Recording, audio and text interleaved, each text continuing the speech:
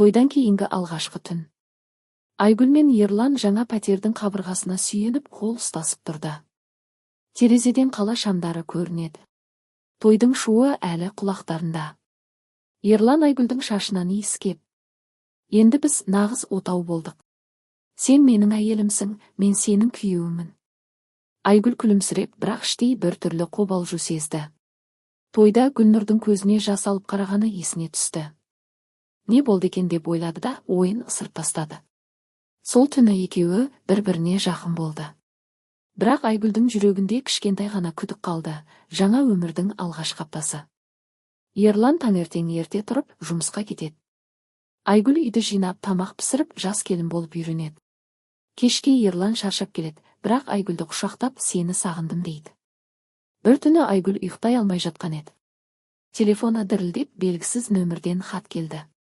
"Мен сені әлі де ұмыта алмаймын. Сен енді басқаға тиесілі болсаң да." Айгүлдің жүрегі дүрсілдеп кетті. Хатты бірден өшіріп, телефонды төсегінің астына тықты. Таңертең Ерлан: "Не болды саған? Бетің бозарып тұр" деді. Айгүл күлімсіреп: "Түсім жаман көрдім ғой" деп жалған айтты. Сол күні кешке Гүлнұр WhatsApp-қа жазды: "Айгүл, кездесейікші. Маңызды әңгіме бар. Ешкімге айтпа." Кафедегі кездесу. Айгүл қаланың шетіндегі шағын кафеде Гүлнұрмен кездесті. Гүлнұр көзінен жас ағызып отырды. "Мен саған бұрын айтқым келмеді. Ерлан менің алғашқы махаббатым еді. Біз 2 жыл жүргенбіз. Содан кейін ол сенімен танысты да мені тастап кетті." Айгүлдің қолдары қалтырап кетті. "Және мен жүкті болып қалдым. Қыз тудым. Қазір 3 жасқа толды. Ол Ерланның қызы." Айгүлдің әлемі айналып кеткендей болды. "Неге енді айтып отырсың?" деді дауысы дірілдеп. Гүлнұр көзін сүртіп: "Қызым ауырып жатыр. Операция керек. Ақша жоқ. Егер Ерлан білсе, көмектесер ме екен деп ойладым." Айгүл үйге қайтып келгенде аяғы дірілдеп тұрды.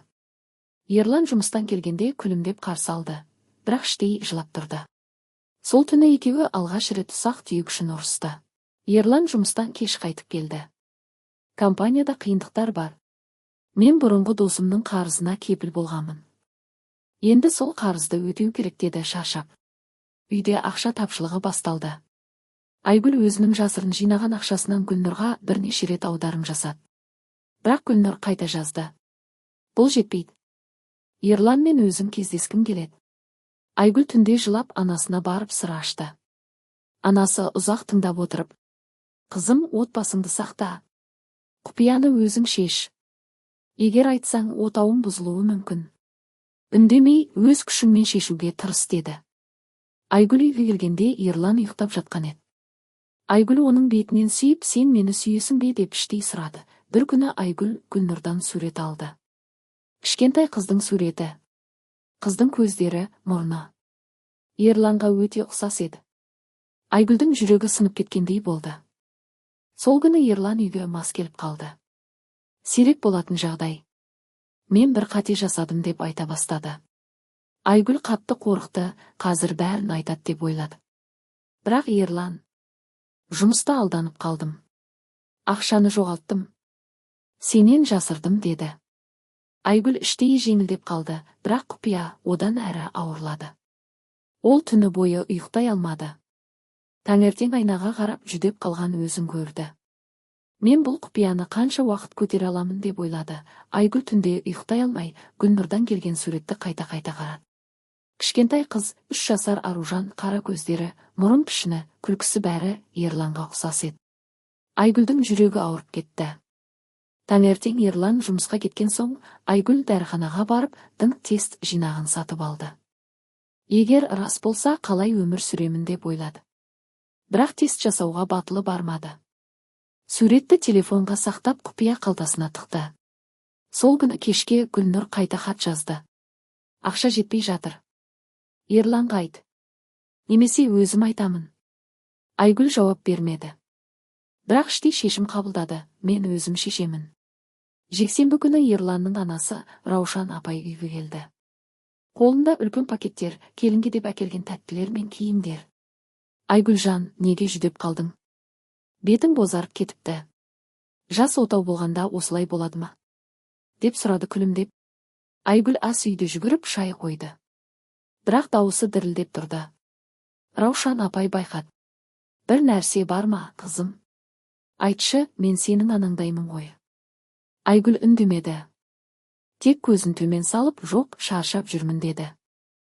Кешке Раушан апай кеткен соң, Ерлан. Анама неге ондай қарадың? Бірдеңе болды ма? Деп сұрады. Айгүл, ештеңе жоқ деп жауап берді де, төсекке жатып арқасын бұрып алды. Сол түні екеуінің арасында алғаш рет салқындық пайда болды. Бір аптадан кейін Гүлнұр шыдамай, Айгүлдің жұмыс орнына келді. Кездесейік деп хат жазған еді.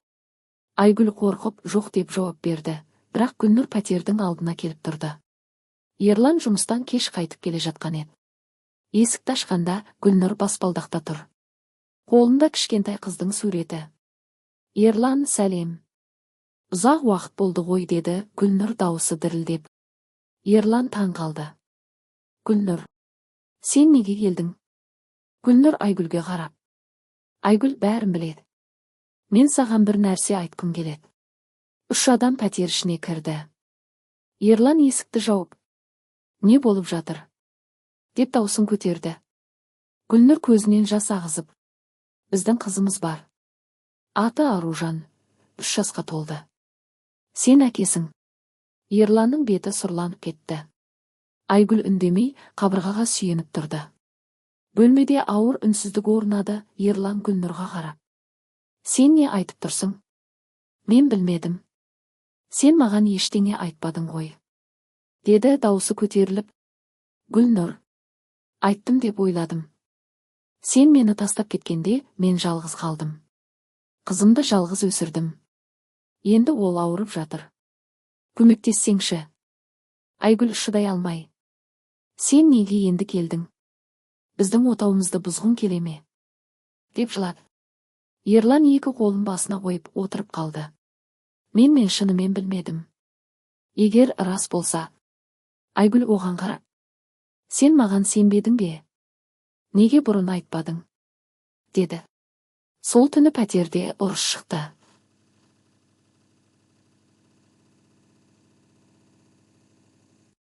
Айгүл, мен кетемін деп есікке беттеді. Ерлан оны тоқтатты. Қайт, Айгүл. Біз бірге шешеміз, деді, бірақ даусында сенімсіздік бар еді. Келесі күні Гүлнұр Аружанды ауруханадан шығарды. Операция сәтті өтті.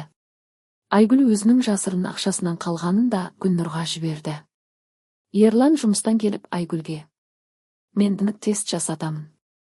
Рас болса да, болмаса да, сен менің әйелімсің. Мен сені жоғалтқым келмейді, деді.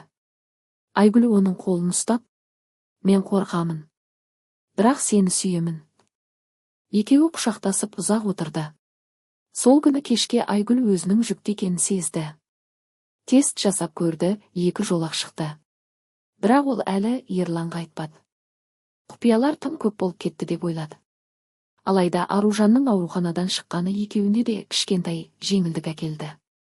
Жас отау әлі тұрды, бірақ сенім сынақта еді. Ерландың тестін жасатты. Нәтиже 1 аптадан кейін келді. Айгүл конвертті ашып қолдары дірілдеп тұрды. Рас екен. Аружан Ерланның қызы, деді Айгүл дауысы сынып. Ерлан төмен қарап отырып қалды. Мен шынымен білмедім. Гүлнұр маған ештеңе айтпаған. Егер айтса, мен. Айгүл оның сөзін бөліп. Енді не істейміз? Сен енді әке боласың. Ал мен немін? Сол күні кешке Ерлан Гүлнұрға хабарласты. Қызымды көргім келеді. Бірақ Айгүлмен бірге өмір сүремін. Сенен кешірім сұраймын, деді. Гүлнұр жауап берді. Мен де қателестім. Бірақ қызым үшін ғана көмек сұрадым. Айгүл түнде жылап, мен жүктімін деп айтқысы келді. Бірақ сөзін ішіне сақтады. Ерланның үйге келді. Раушан апай екеуі бірге отырды. Балам, не болып жатыр? Бүкіл отбасымыз жүдеп қалған, деді Қайрат аға. Ерлан бәрін айтты. Аружан туралы, Гүлнұр туралы. Қайрат аға ұзақ үнсіз отырып кенет. Гүлнұрдың әкесі менің ескі досым еді. Бұрын біздің арамызда бір мәселе болған. Мен оған ақша қарыз бергенмін, қайтармаған. Сол үшін Гүлнұрдың отбасы бізге өкпелі болатын деді. Айгүл таң қалды. Яғни бұл құпияның түбі терең екен ғой. Қайрат аға басын изеді. Өткендегі қателіктер қазір балаларымызға әсер етуде. Сол түні Айгүл Ерланға: сен маған толық сенбедің. Мен де саған толық айтпадым деді. Екеуі алғаш рет шынайы әңгіме құрды. Айгүлдің ата-анасы естіп үйге келді. Қызым, мұндай отбасында тұру қиын. Кетіп қал, деді анасы. Ерлан жұмыстан шығып қалды, қарыздың салдарынан. Үйде ақша мүлдем қалмады. Айгүл дүкенге бармай, үйде отырып жылады. Гүлнұр тағы хабарласты. Ерлан қызымды мойындасын. Мен сотқа беремін. Айгүл шыдай алмай: мен кетемін. Сен енді басқа отбасына қарайсың, деп чемоданын жинай бастады. Ерлан оны тоқтатып: Айгүл, сенсіз мен өмір сүре алмаймын. Біз бірге болайық. Мен бәрін түзетемін, деді. Бірақ Айгүлдің көзіне сенімсіздік толы еді. Айгүлдің денсаулығы нашарлады. Бір күні есінен танып қалды. Ерлан ауруханаға апарды. Дәрігер: сіз жүкті екенсіз. Бірінші айлар өте нәзік. Стресс көп болмауы керек, деді. Ерлан шок болды. Сен неге айтпадың? Айгүл көзінен жас ағызып: құпиялар тым көп болды. Мен сені жоғалтқым келмеді. Екеуі ауруханадан шыққан соң үйге келіп ұзақ құшақтасты. Ерлан: бұл біздің баламыз. Мен сені және баланы қорғаймын. Аружанды да тәрбиелеуге көмектесемін, бірақ сен менің әйелімсің, деді. Сол күні Гүлнұрға хабарласып: біз бейбіт түрде шешеміз, деді. Ерлан жаңа жұмыс іздеп тапты. Қарызды бөліп төлеуге келісім жасады. Гүлнұрмен кездесіп Аружанды көруге рұқсат алды. Айгүл Аружанды алғаш рет көрді. Кішкентай қыз оған апа деп қарады. Айгүлдің жүрегі жылыды. Мен сенің әпкеңмін ғой, деді Айгүл күлімдеп. Гүлнұр: мен қателестім. Сотқа бармаймын. Сендердің отауларыңды бұзғым келмейді, деді. Айгүл мен Ерлан үйге қайтып келе жатқанда Ерлан: біздің отауымыз әлі тұр. Бірақ сенімді қайта құру керек. Мен сені сүйемін, деді. Айгүл оның қолын қысып: мен де сүйемін. Бірақ енді ешқандай құпия болмасын. Жас отау дағдарыстан өтіп, бірақ әлі толық қалпына келген жоқ. Алда жаңа сынақтар күтіп тұр еді. Ерлан жаңа жұмысында бар күшін салды. Күнде ерте тұрып, кеш қайтып, қарыздың қалған бөлігін төлеуге тырысты. Айгүл үйде отырып, жүктілігін сақтау үшін тынығуға тырысты, бірақ іштей әлі де мазасыз еді. Бір күні Ерлан үйге келгенде күлімдеп: қарыздың жартысын жаптым. Тағы 3 айда толық өтеймін. Сен үшін, баламыз үшін күресемін, деді. Айгүл оны құшақтап: мен де күтемін. Бірақ Аружан туралы не істейміз? деп сұрады. Ерлан: мен қызымды мойындаймын. Оған әке боламын. Бірақ біздің отауымыз бірінші орында. Гүлнұрмен бейбіт келісім жасаймын, деді. Сол аптада Гүлнұрмен кездесіп, Аружанды демалыс күндері көруге келісімге келді. Айгүл іштей қызғанса да, баланың кінәсі жоқ деп өзіне өз айтты. Гүлнұр бір күні Айгүлге хат жазды. Кездесейік, маңызды. Кафеде отырып, Гүлнұр көзін төмен салып: мен қателестім. Аружан шынымен Ерланнан, бірақ мен оны пайдаланғым келді. Қарызым көп еді, сендерден ақша алсам деп ойладым. Кешір мені. Мен енді сотқа бармаймын. Қызымды жалғыз өсіремін, деді. Айгүл таң қалды. Неге осылай жасадың? Гүлнұр жылап: өзімнің жалғыздығымнан. Сендердің бақытты отауларыңды көріп қызғанышым оянды. Бірақ енді түсіндім, отбасын бұзу оңай, сақтау қиын. Айгүл Гүлнұрды кешірді. Үйге келген соң Ерланға бәрін айтты. Екеуі алғаш рет шынайы күліп, бір-біріне жақындай түсті. Ерлан мен Айгүл әңгімеге отырды. Енді ешқандай құпия қалмасын. Мен саған толық сенемін, сен де маған сен, деді Ерлан. Айгүл: мен де жүктілігімді жасырғаным үшін кешір. Біздің баламыз келеді. оны бірге тәрбиелейміз. Аружанды да ұмытпайық. Екеуі қол ұстасып болашақ туралы армандады. Ерлан жұмысында жоғарылап қарызды толық жапты. Раушан апай мен Қайрат аға да келіп, жас отауымыз нығайды деп қуанды. Аружанмен бірінші рет бірге серуендеуге барды. Кішкентай қыз Айгүлді апа деп атады. Айгүлдің жүрегі жылыды, қызғаныштың орнына мейірім келді, баланың дүниеге келуі. 9 ай толды. Айгүл ауруханаға түсті. Ерлан жанында болып қолын ұстап тұрды. Сен күштісің. Біз біргеміз деп сыбырлады Ерлан. Бала ұл туды. Атын Нұрлан қойды. Кішкентай Нұрланның алғашқы жылағаны екеуіне де үлкен бақта келді. Гүлнұрда хабарласып құтты болсын деді. Аружан інісін көруге келді. Екі бала бір-біріне қарап күлімдеді. Айгүл төсекте жатып, құпиялар бізді сынады, бірақ сындырмады. Енді нағыз отау болдық деді, 1 жыл өтті. Ерлан тұрақты жұмыста отбасы үшін аянбай еңбек етеді. Айгүл Нұрланды бағып үйді жылы ұстайды. Аружан демалыс сайын келіп інісімен ойнайды. Гүлнұр өз өміріне түсіп, енді ешкімге кедергі жасамайды. Жексенбі күні бүкіл отбасы үлкен дастархан басында жиналды. Раушан апай, Қайрат аға, Айгүлдің ата-анасы бәрі бірге. Ерлан Айгүлдің қолын ұстап, жас отаудың құпиясы сенім, кешірім және махаббат екен. Қиындықтар болады, бірақ бірге болсақ, бәрін жеңеміз. Сен менің өмірімсің деді. Айгүл күлімдеп, мен де сені сүйемін. Біздің отауымыз енді мықты. Нұрлан күліп Аружан қолынан ұстап тұрды.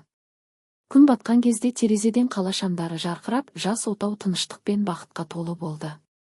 Соңы шынайы махаббат, сынақтан өткен махаббат. Осымен әңгімеміз соңына жетті. Сен оның орнында не істер едің? Мен дұрыс істедім бе? Осындай жағдай болса, сен не істер едің? Әңгімелерім өмірден алынған. Құпия, махаббат, сатқындық. Әр пост сериал сияқты. Подписка бас, қызықты әңгімелер күн сайын шығып отырады, өткізіп алма, тіркеліп қой.